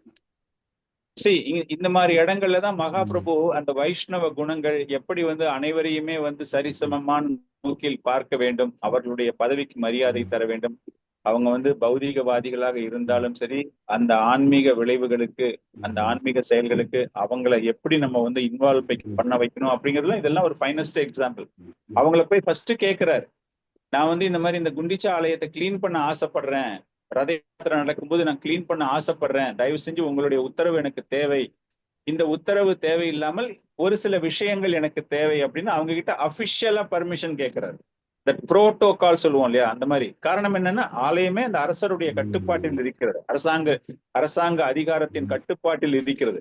சோ இந்த மாதிரி அவரு கேட்ட உடனே அந்த சூப்பரண்டன்ட் அவருக்கு வந்து அந்த ஆலய நிர்வாக இயக்குனருக்கு அவ்வளவு ஒரு கண்ணுல இருந்து தாரதாரையா தண்ணியா கொட்டுது. கண்ணிட்டு, மகாபிரபு நீங்க இப்படி கேக்குறீங்களா, நாங்க எல்லாம் உங்களுடைய தொண்டர்கள், நீங்கள் ஜஸ்ட் ஆணையிடுங்கள், அதை நாங்கள் நிறைவேற்றுகிறோம், நீங்க வந்து உத்தரவு தான் கொடுக்கணும், எங்க கிட்ட நீங்க வந்து உத்தரவு கேட்கறீங்க, தயவு செஞ்சு அந்த மாதிரிலாம் பண்ணாதீங்க. எனக்கு வந்து அரசர் வந்து ஒரு சிறப்பான ஒரு ஆர்டர் எனக்கு கொடுத்திருக்காரு, ஸ்பெஷல் ஆர்டர் கொடுத்திருக்காரு, அவர்கிட்ட நான் ரெஃபர் பண்ணவே வேண்டாம், உங்களுக்கு என்னெல்லாம் தேவைப்படுகிறதோ ஒரு க்ஷணம் கூட தாமதிக்காமல் அதை அனைத்தையும் உங்களுக்கு தர வேண்டும் என்பது அரசனுடைய உத்தரவு. அப்படி இருக்கும்போது நீங்க என்ன கேட்கறீங்க, இந்த ஆலயத்தை நீங்க தூய்மைப்படுத்த வேண்டும் என்று கேட்கிறது இல்லையா, அதற்காக நான் என்ன வேணாலும் செய்ய தயாராக இருக்கிறேன், கேளுங்க, உங்களுக்கு உடனே நான் பண்றேன் அப்படிங்கும்போது, அப்பதான் பகவான் வந்து எனக்கு நிறைய பானைகளும் நிறைய தொடப்பங்கள், ப்ரூம் ஸ்டிக் சொல்லுவோம் இல்லையா, அதை கிளீன் பண்றதுக்கு எனக்கு நிறைய பானைகள், தண்ணீர் நிரப்ப நிறைய பானைகள் எனக்கு தேவைப்படுகிறது, அதை தயவு செய்து எனக்காக நீங்கள் எடுத்து வர வேண்டும், எனக்கு அரேஞ்ச் பண்ணித்தாங்க அப்படிங்கும்போது, உடனே அடுத்த நாள் காலையில எல்லாமே தயாராயிடுது. ஈவினிங் வந்து எல்லாமே வந்துடுது. கிட்டத்தட்ட ஒரு 100 பானைகள், அது பெருக்குவதற்காக 100 தொடப்பங்கள், அந்த மாதிரி எல்லா விதமான விஷயங்களும் தயாராக வைக்கப்பட்டிருக்குது. அடுத்த நாள் காலையில அவர் என்ன பண்றாரு, மகாபிரபு தன்னுடைய கைகளினாலேயே யாரெல்லாம் அந்த சேவைக்கு வர்றதுக்கு தயாராக இருக்கிறாங்களோ அவருடைய கையினாலேயே, நம்ம திலக்கு போட்டுக்கிறோம் இல்லையா, அந்த மாதிரி அந்த சந்தன குழம்பு, சந்தனத்தை நல்லா அரைக்க சொல்லி, நல்ல ஒரு மலேசிய சந்தனம் சொல்லுவாங்களே, பிரபுபாதர் சொல்லுவார் இல்லையா, மலாய சந்தன் அப்படிம்பாரு, அந்த மாதிரி நறுமணம் மிக்க அந்த சந்தன குழம்பை தன்னுடைய கைகளினால் எடுத்து ஒவ்வொருத்தருடைய உடம்புலையும் பூசி விடுகிறார். பூசி விட்டுட்டு அவருடைய கையாலேயே ஒவ்வொருத்தருக்கு கையிலையும் ஒரு பானையோ ஒரு தொடப்பமோ, அவங்க என்ன சேவகம் செய்ய தயாராக இருக்கிறாங்களோ அந்த குண்டிச்சா ஆலயத்துக்காக எல்லாரையும் அழைத்து கொண்டு சென்று, முதல்ல என்ன பண்றாங்க, அந்த ஆலயத்தை முழுக்க எல்லாமே தொடப்பத்தால சுத்தமாக அந்த குப்பை எல்லாமே எடுக்கணும் அப்படின்னு சொல்லிட்டு எல்லாத்தையுமே எடுக்கிறாரு. இவர் தனிப்பட்ட முறையில இவர் என்ன பண்றாரு, இவர் வந்து ஒரு மேற்பார்வையாளராக இருக்கலாம் இல்லையா, ஆனால் மேற்பார்வையாளராக இல்லாம தானும் ஒரு தொண்டனாக, தானும் அந்த பணியில் இருக்கக்கூடிய ஒரு ஊழியனாக நினைத்து கொண்டு, அவரும் வந்து பகவான் அமரக்கூடிய சிம்மாசனம், அந்த 3 பேரும் அமரக்கூடிய அந்த சிம்மாசனம் இருக்கு இல்லையா, அதை போய் தன்னுடைய கைகளினால் அவர் தூய்மைப்படுத்துகிறார். அதுதான் பகவான் அமரக்கூடிய ஒரு இடம். எல்லாரும் சின்னது பெருசு அந்த மாதிரி எதுவும் பார்க்காம கோவில்ல உள்ள எல்லா இடங்களையும், கீர்த்தன் ஹாலு, கிச்சனு, எல்லா விதமான இடங்களையும் பரிசுத்தமாக எல்லாத்தையுமே ரொம்ப கிளீனா பண்ணணும் அப்படின்னு சொல்லிட்டு பண்ணும்போது மகாபிரபுக்கு வந்து அவ்வளவு ஒரு சந்தோஷம். ஆஹா, இந்த ஒரு வேலை நடந்து கொண்டிருக்கிறதே அப்படின்னு சொல்லிட்டு அந்த புனித நாமத்தை ஜபிக்க துவங்கிறார். ஹரே கிருஷ்ணா ஹரே கிருஷ்ணா ஹரே கிருஷ்ணா அப்படின்னு சொல்லிட்டு அங்க வந்து கிருஷ்ணருடைய நாமம் ஒன்றுதான் அங்கு எல்லாரும் மனசுலயும் அங்க ஓடிக்கொண்டிருக்கின்றன.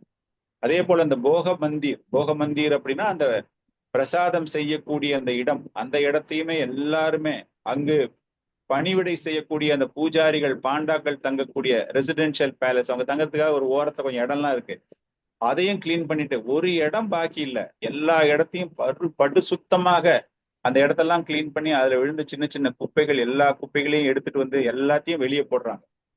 ஸோ அந்த மாதிரி போகும்போது தண்ணி எடுக்க கூட்டம் அப்படியே கீழே ஓடுது. பக்கத்துல நீங்க அந்த அந்த கோயிலுக்கெல்லாம் நீங்க போயிருந்தீங்கன்னா அந்த பின்னாடி நரசிங்க தேவர் கோயிலுக்கு கீழே அங்க வந்து இந்த ஒரு சின்னதா ஒரு ஒரு டேங்க் மாதிரி ஒண்ணு இருக்கு, ஒரு சின்ன ஒரு குளம் மாதிரி ஒண்ணு இருக்கு. அந்த குளத்துல இருந்து தான் தண்ணி எடுத்துட்டு வருவாங்க. அது வந்து இப்ப நம்ம பாக்குறோம் அப்படிங்கும்போது it will be something like 500 meters இருக்கும். அப்போ வந்து அந்த ஷார்ட் ரூட்ல உள்ள வந்திருப்பாங்க. இப்ப ரோடு டேர்ன் ஆகி போகுது, அப்ப மேபி ஸ்ட்ரெயிட்டா உள்ள வந்திருப்பாங்க. ஸோ கிட்டத்தட்ட ஒரு 200 மீட்டர் 250 மீட்டர் லெங்க் இருக்கக்கூடிய இடம் அது. அந்த கோயில் குளத்துல இருந்து எல்லாத்தையும் எடுத்து தண்ணீரெல்லாம் எடுத்துட்டு வந்து எல்லாமே கம்ப்ளீட்டா மகாபிரபு அவருடைய கைகளினாலேயே அந்த குப்பைகளை எல்லாம் எடுத்து அங்க கிடைச்சிருக்கிற சின்ன சின்னதா இந்த பெருக்கும் போது ஏற்படக்கூடிய எல்லா குப்பைகள், மர இலைகள், கிளைகள் எல்லாம் இதெல்லாம் காஞ்சு போன சருகுகள்லாம் விழுந்திருக்கோ அது எல்லாமே நீங்க எடுத்தது எல்லாத்தையுமே பார்த்து கம்ப்ளீட்டா எடுத்துன்னு போயிட்டு வெளியே போடுறாரு. மகாபிரபு சொல்றாரு, இங்க இருக்கிறது எல்லாமே எடுத்து தயவு செஞ்சு வெளியே எடுத்துட்டு போய் நீங்க போடணும், இந்த கோயிலுக்குள்ள திரும்ப கொஞ்சம் கூட குப்பையே வரக்கூடாது, எல்லாமே முடிச்ச உடனே கம்ப்ளீட்டா வெளியே எல்லாருமே வரணும் அப்படின்னு. சோ எல்லாமே எடுத்துட்டு வராங்க. அப்படியே கூட்டம் ஓடுது. ஒருத்தர் போய் தண்ணியை எடுத்துட்டு வராங்க, ஒருத்தர் தொடப்பத்தை எடுத்துட்டு வருவாங்க. அவங்களுக்குள்ள ஒரு பாஷை, என்ன பாஷை அப்படின்னா கிருஷ்ணா கிருஷ்ணா கிருஷ்ணா அப்படிங்கிற ஒரு பாஷை தான். குடத்தை எடுத்துட்டு வந்து வேற ஒருத்தருக்கு குடத்தை அவங்க கொடுக்கும்போது கிருஷ்ணா அப்படிதான், பிரபு இங்க நான் வந்திருக்கேன் இதை பிடிங்க அப்படிலாம் பேச்சே கிடையாது. எல்லாருடைய வாய்களில் வரக்கூடிய ஒரு பதம் அங்க என்னன்னா கிருஷ்ணா கிருஷ்ணா கிருஷ்ணா.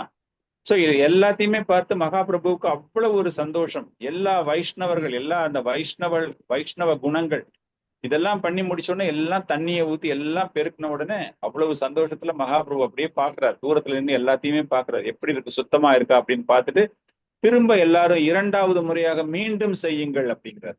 ஏன்னா அந்த அளவுக்கு வந்து அதை சுத்தப்படுத்த வேண்டும் என்று திரும்ப செகண்ட் ட்ரிப்லயும் அதே மாதிரி எல்லாமே நடந்து கொண்டிருக்கிறது.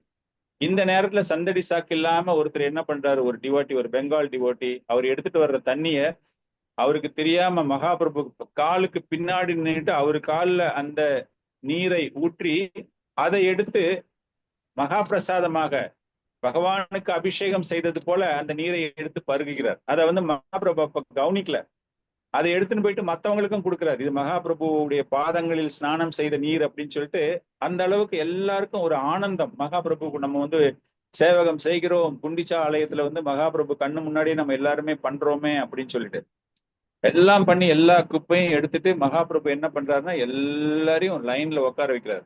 இந்த பக்கம் எல்லாரும் லைன்ல உட்காந்து நடுவுல மகாபிரபு எல்லாம் பார்த்துட்டு யாரெல்லாம் எவ்வளவு குப்பை எடுத்தீங்க அப்படின்னு பார்க்கும்போது அவரு கையிலயும் குப்பைகள்லாம் இருக்கு. அந்த குப்பையெல்லாம் பார்த்துட்டு மகாபிரபு நகைச்சுவை, உங்களோட நான் தான் அதிகமா எடுத்திருக்கேன் பாத்தீங்களா அப்படின்னு.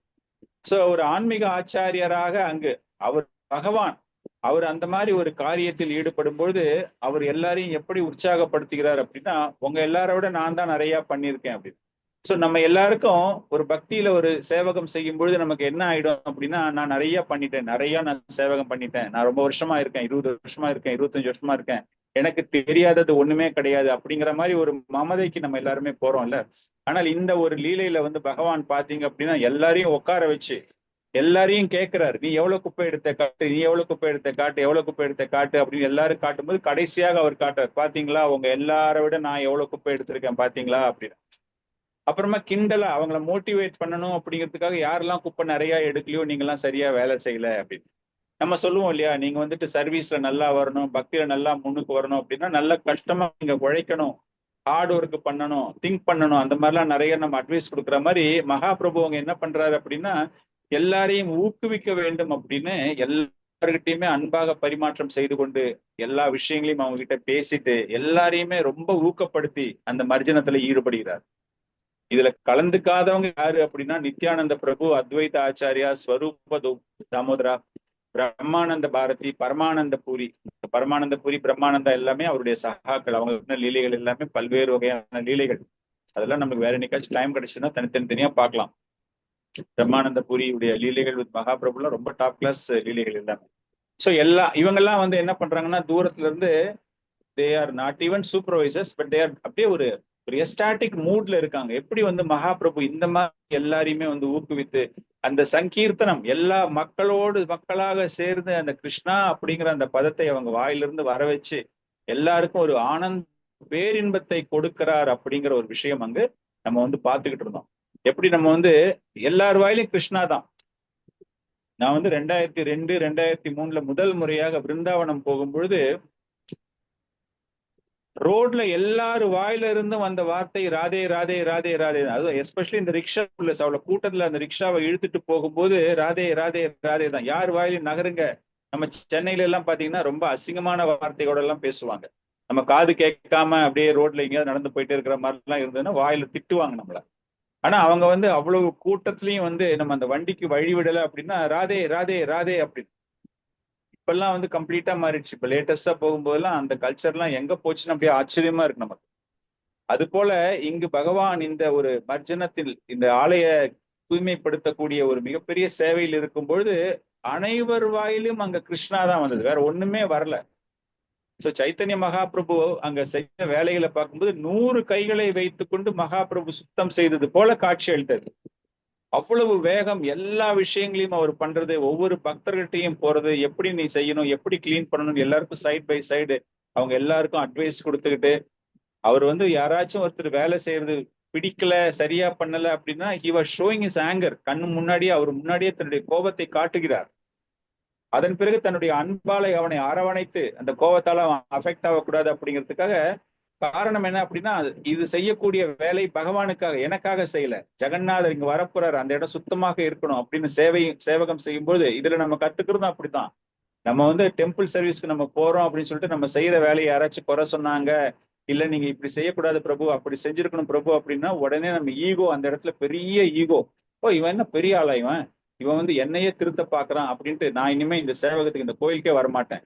நான் பண்ற சேவையை வந்து யாருமே அப்ரிஷியேட் பண்ணவே இல்லை அப்படிங்கிற ஒரு ஃபீலிங் தான் வருது எல்லாருக்குமே. ஆனால் இங்கு வந்து பகவான் சைத்தன்ய மகாபிரபு தவறுகளை அந்த இடத்துலயே ஸ்பாட்லயே கண்டிக்கிறார். எல்லாரும் முன்னாடியுமே he was chastised. Some of the devotees were chastised in front of others.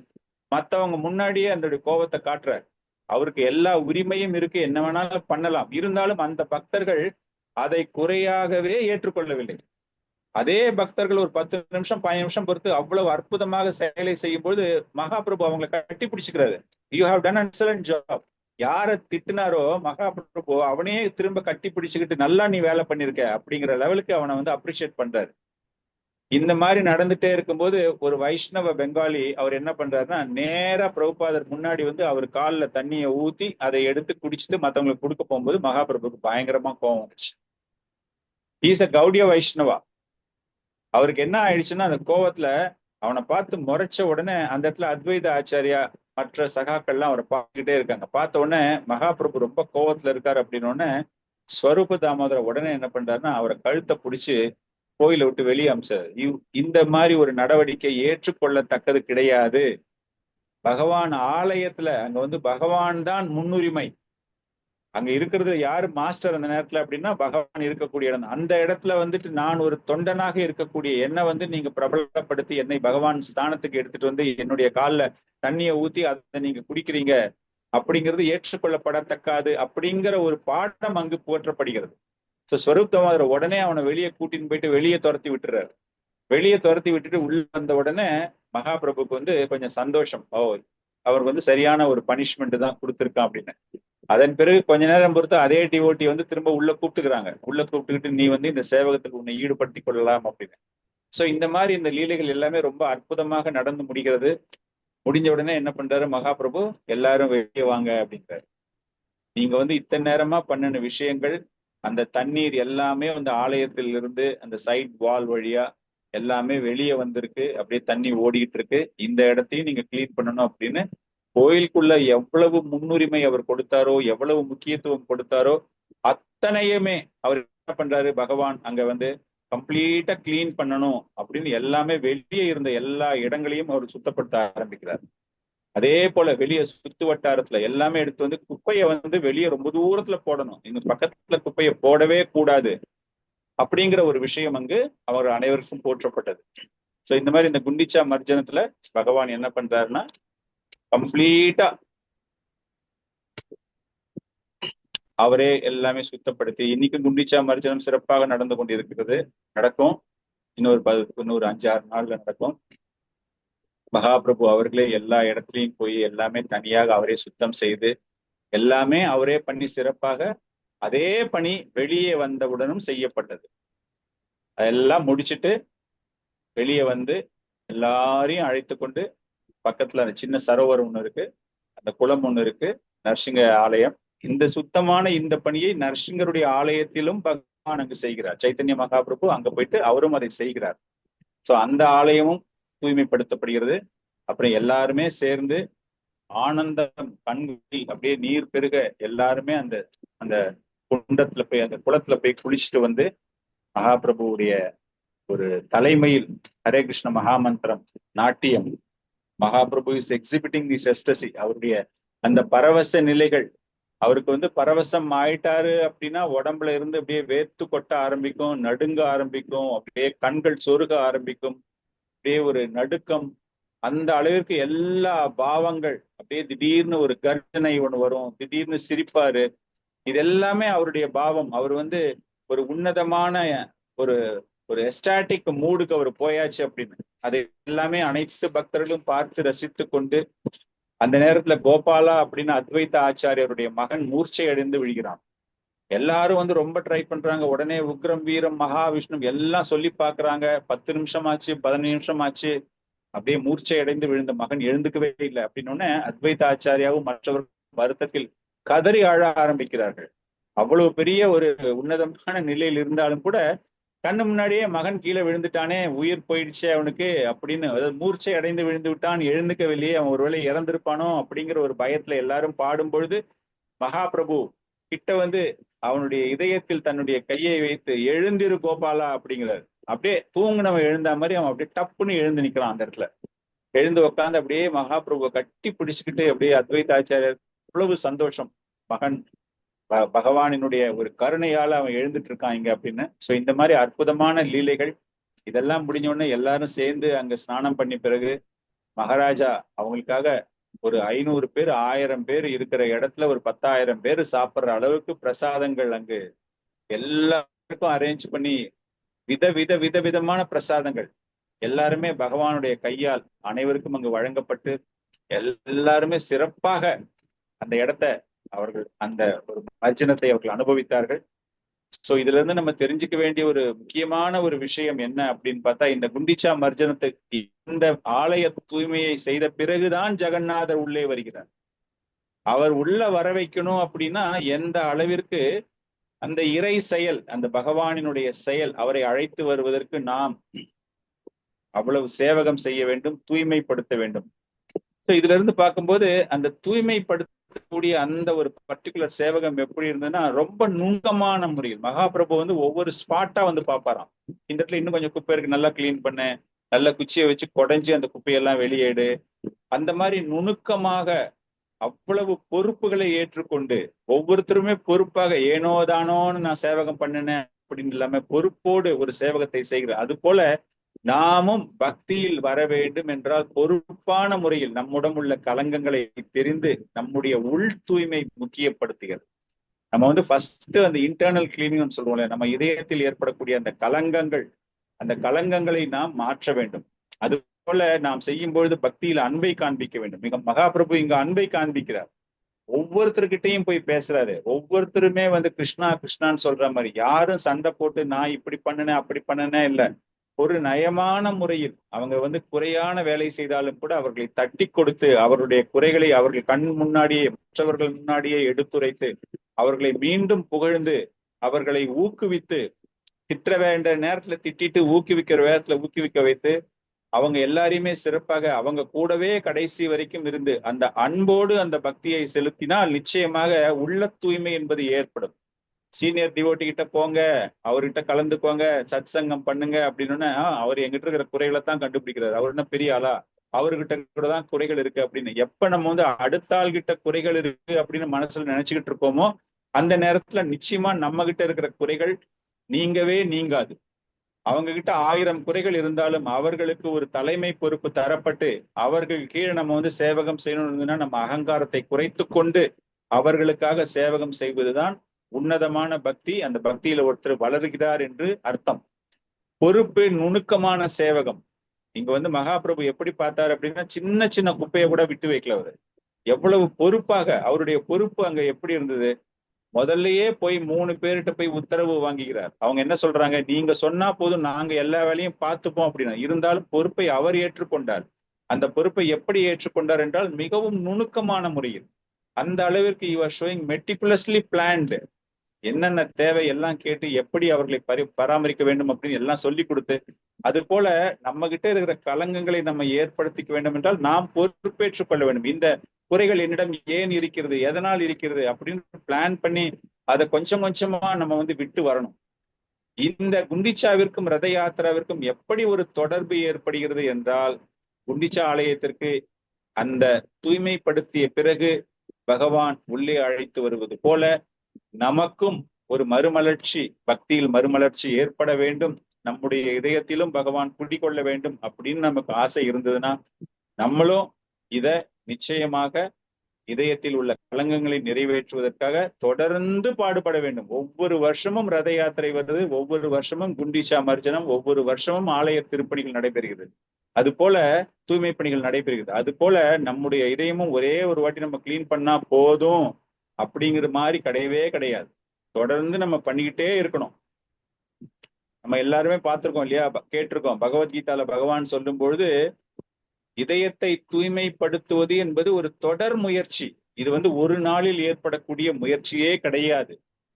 முக்குணங்களையும் ஒருவன் தாக்க வேண்டும் என்றால் 14வது அத்தியாயத்தில் லாஸ்ட் ஒரு 7 ஸ்லோகாஸ் நீங்க பாத்தீங்க அப்படின்னா 14வது அத்தியாயம் அவர் சொல்லுவாரு, முக்குணங்களால் தான் அனைவருமே. காரணம் என்னன்னா அந்த முக்குணங்களுக்கும் காரணகர்த்தா பகவான். தெய்வீகி குணமாயி இல்லையா, மமமாயா துரத்தியா, இதற்கு காரணமே நான் தான். அந்த முக்குணங்களையும் ஒருவன் மீள வேண்டும். உன்னுடைய மனம் கலங்கப்படுகிறது என்றால் அதற்கு முக்குணங்கள் தான் காரணம். அது சத்துவமோ தமோவோ ரஜோவோ எதுவா இருந்தாலும் அதுல யூஆர் கட்டுண்ட நிலைக்கு நீ தள்ளப்படுகிறாய். அந்த குணங்களினால் நீ பௌதிக வாழ்க்கையில் கட்டுண்ட நிலைக்கு தள்ளப்படுகிறாய். அதுல இருந்து மீள வேண்டும் என்றால் ரொம்ப அற்புதமான ஒரு பொருளுரை பிரபுபாதர் எழுதிப்பாரு. எஸ்பெஷலி இந்த கடைசி ஸ்லோகத்தை படிச்சு பாத்தீங்கன்னா தெரியும் உங்களுக்கு. எப்படி வந்து ஒருவன் பக்தியில் முன்னேற வேண்டும், எப்படி ஆன்மீக ஆச்சாரியரிடம் அணுக வேண்டும், எப்படி வந்து திறம்பட தன்னுடைய சேவகத்தை செய்ய வேண்டும், எல்லாமே அந்த ஆன்மீக ஆச்சாரியார் வழிநடத்தலின் பெயரில் ஒருவன் செய்யும் பொழுது அவன் மனம் தூய்மை அடைகிறது. அந்த இதயத்தில் பகவான் குடிக்கொள்ள தயாராக இருக்கிறார். சண்வதாம் ஸ்வகதகா கிருஷ்ணா புண்ணிய ஸ்ரவண கீர்த்தனகா.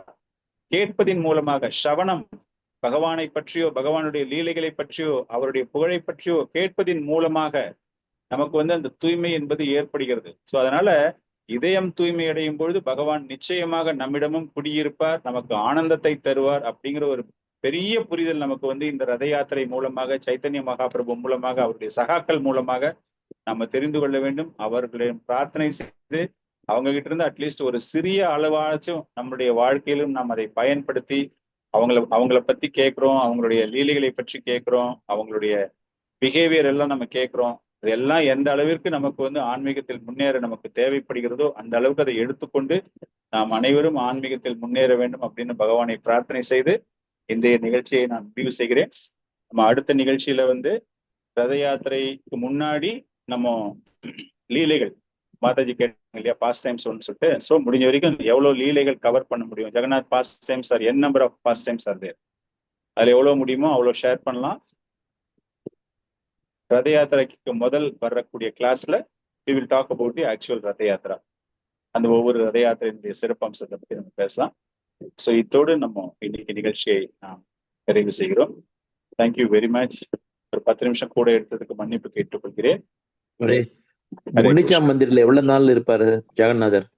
9 நாள் இருப்பாரு பிரபு. ஆக்சுவல் ப்ரோக்ராம் வந்து 9 days. அதுல வந்து ஃபர்ஸ்ட் 2 days வந்து 1 day ஃபுல்லா வெளியே இருப்பாரு. 2வது நாள் தான் கோயிலுக்கு உள்ள போவாரு. அதுக்கப்புறம் அவர் உள்ள இருப்பாரு. ஒரு 5 days 5 full days plus next டேல வந்து அவரை வெளியே நகர்த்துறதுக்கான அந்த நடவடிக்கைகள் நடக்கும். நான் சொன்ன மாதிரி அவர் மேற்கு நோக்கி பகவான் பார்த்து கொண்டிருக்கிறது. அன்னைக்கு நைட் ஃபுல்லா அங்கேயே இருப்பாரு. அதுக்கப்புறமா அடுத்த நாள் வந்து அவரை வெளியே வைப்பாங்க. அந்த ரதம் வர்றதுக்கு 1 டே ஆகும் மெயின் டெம்பிளுக்கு. ஸோ மெயின் டெம்பிள் வந்துட்டு அந்த ராத்திரி அந்த மெயின் டெம்பிள் வாசல்லே நிற்கும். That is 8th day night. 9th day early morning he will be taken inside. So overall this package is for 9 days. இந்த குண்டிச்சா மந்திர்ல மகாலட்சுமி இருப்பாங்களா? மகாலட்சுமி அங்க கிடையாது, வந்து பார்த்துட்டு போயிடுவாங்க. அதுதான் லீலை. அவரை கூப்பிடல, என்னை கூட்டிட்டு போல என்னுடைய கணவர் அப்படின்னு கோவத்துல வந்து அவருடைய ரதத்தை எல்லாம் உடைக்கிறது தான் லீலை. ஹீரா பஞ்சமி. மகாலட்சுமியை ஸ்ரீமந்திர்லயே விட்டுட்டு போயிடுவாரு. குண்டிச்சாலை இவங்க 3 பேர் தான் இருப்பாங்க எப்பவுமே. மற்ற நேரத்துல குண்டிச்சாலை எதுவுமே இருக்காது. ஒன்லி அந்த 9 டேஸ்ல 7 டேஸ் தான் குண்டிச்சாலை தரிசனம். மற்ற நாள்ல நார்மல் டைட்டிஸ் வச்சிருக்காங்க அவங்க. இந்த மெயின் டைட்டிஸ் அங்க வர்றது இந்த நாட்களில் மட்டும்தான். மற்ற நாட்கள்ல அங்க கிடையவே கிடையாது. ஹரே கிருஷ்ணா பிரபுஜி. 10 நாளைக்கு தர்ஷன் கிடைக்காதுன்னு சொன்னீங்க.